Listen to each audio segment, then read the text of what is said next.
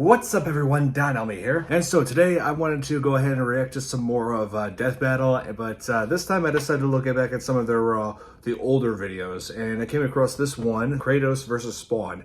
And I'm pretty familiar with both those universes, God of War and Spawn. I mean, yeah, these are two super strong characters, and I want to know which one of them can overpower the other. So let's check this one out.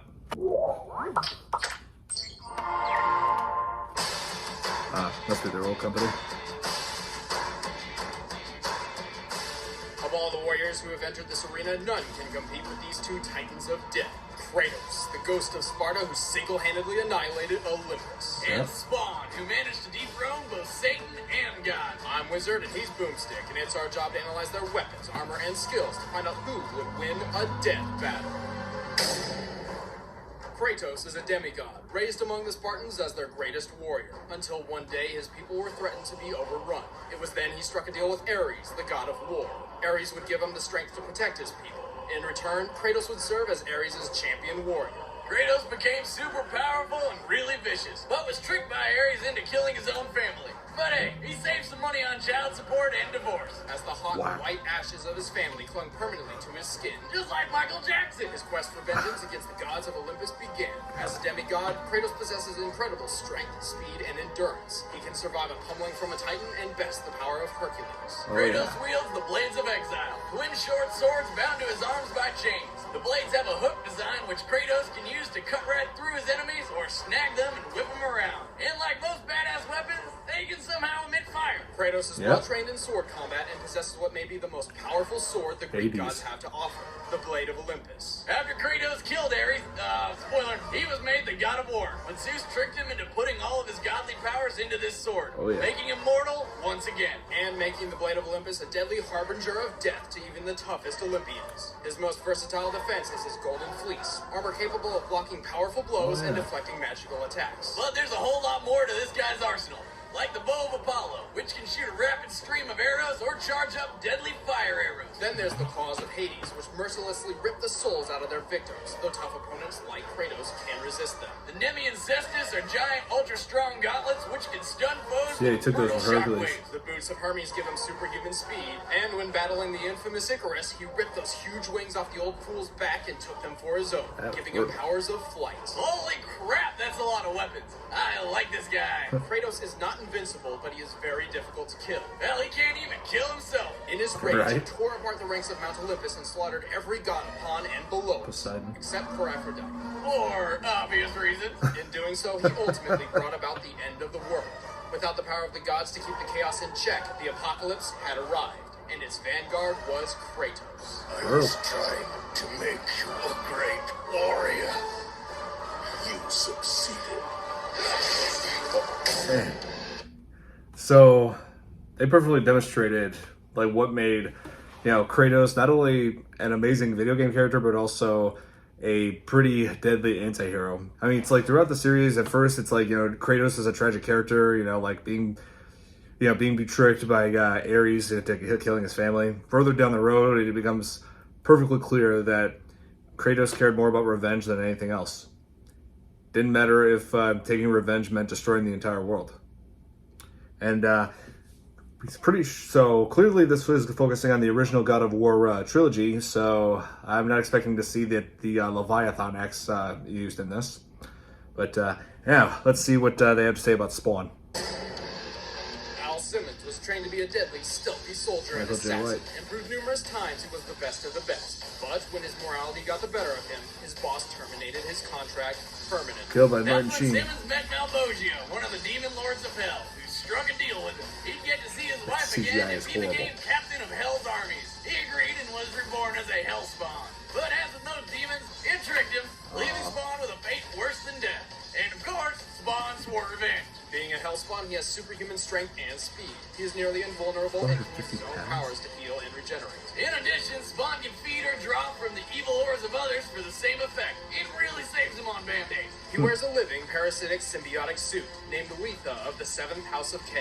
Letha has ridiculous powers. Basically, anything she or Spawn wants to happen can happen. The suit can create and control change, claws, spikes, and morph itself into pretty much anything Spawn wants. Like a badass cape that can trap enemies and protect Spawn from all sorts of danger. The suit has a mind of its own and can operate while Spawn focuses on other parts of the battle. It's strong enough to easily smash through brick and fast enough to block bullets. However, Letha feeds off necroplasm energy when using the suit's powers, a hellish matter which Spawn is entirely composed of. If Letha uses too much, Spawn will be sent back to hell. However, like Spawn, Letha can also feed off the evil and sin of others. Spawn's also got tons of magic powers. He can teleport, transform, blow things up, turn invisible, alter matter, talk to animals, fly with his cape, read minds, and open portals to heaven and hell. Holy crap! And he can control the elements, often using fire and water to defeat swarms of enemies. However, even with all these godlike abilities, Spawn usually resorts to his most primitive weapon. Guns. As he was trained in special forces for so long, Spawn is most comfortable using a gun. He's an expert in the use of nearly any firearm imaginable. Only two things can break through Spawn's defenses and hurt him: necro magic and holy weapons forged in heaven. In addition, he can only die if he's beheaded. Spawn's fought and killed all Easier sorts said of than done. powerful enemies. Assassins, cyborgs, vampires, ghosts, angels, demons, other hellspawn, rampaging deities, even Satan and God. Yes, that old lady is the God. Really? God looks like my nana. My demigod? And after being granted unlimited power from the mother of all things, Spawn banished God and Satan from the earth, which he wiped clean and rebuilt in his own image. He then willingly sacrificed his own god powers and eventually returned to his hellspawn form. Oh, why the hell would he do that? He must have been really bored. Knock, knock. Nice. Yeah, Spawn, I'm more of a fan of the animated series on HBO than I am of the live action movie. Like, that live action movie that had some of the worst visual effects ever. And it's like I'm hoping that the upcoming live action movie will do the franchise justice. And the animated series, Keith David was just perfect voicing Spawn. And in Mortal Kombat 11, reprising his role in that. Spawn was an awesome character in Mortal Kombat as well. But now, seeing him go against Kratos, both of them have strong advantages over each other, but I don't know. Like I feel like Spawn might win this one because it's like he has more regenerative powers than Kratos, I believe, and also Spawn uses guns and Kratos does not. So, yeah, I'm wondering if guns will have an advantage. But let's find out.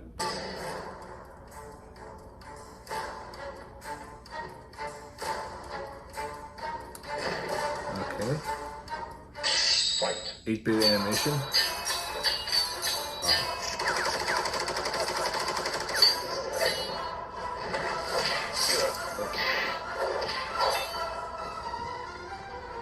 I'm not sure who to root for. They're both awesome.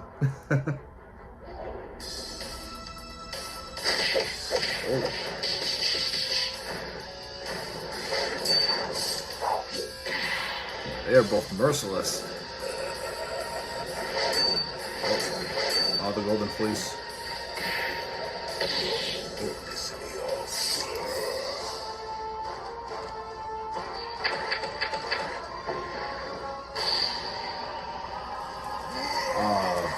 Controlling the elements.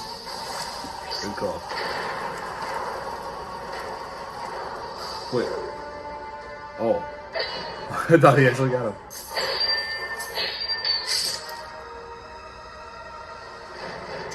Oh. What? Spawn won? Oh man, here comes the rage from the God of War fanboys. Kratos is a very difficult one to beat, but Spawn's magical prowess and near indestructible body proved too much for him. Yeah, normally that last attack would have meant the end for his opponent, but not Spawn. And while much of Kratos' arsenal were forged by Olympians, Olympus is composed of earthly elements, and is not another plane of existence like heaven. So it stands to reason none of the Olympian weapons could kill Spawn. Except the Blade of Olympus, but it wasn't enough. Plus, Spawn and his suit had plenty of evil energy to feed on during the fight, since Kratos is literally covered in his past sins. Well, that was one hell of a fight. The winner is Spawn. I guess that makes sense. Next time on Death Battle. Oh, man. That was a brutal fight, but I expected it to be brutal with characters like this, right? But it's pretty awesome and like seeing, two of the most brutal characters in fictional history going head to head against each other. But Spawn getting the upper hand like that, that's, wow. That was a crazy battle. And, oh man, I gotta watch another one of these real soon. These are getting better and better. And I'm looking at this one right here, Deadpool versus Deathstroke. That one looks like it could be awesome. And let's see, well, Venom versus Bane. So obviously there's a lot to choose from for any further reaction videos focusing on Death Battle. So I'll do another one of these real soon. So, hope you guys enjoyed my reaction to Kratos versus Spawn Death Battle. Hit that like button if you did, subscribe to my channel for more content, and if you have any suggestions for what I should check out in the future, just let me know in the comments below, and I'll see you in the next video. Bye!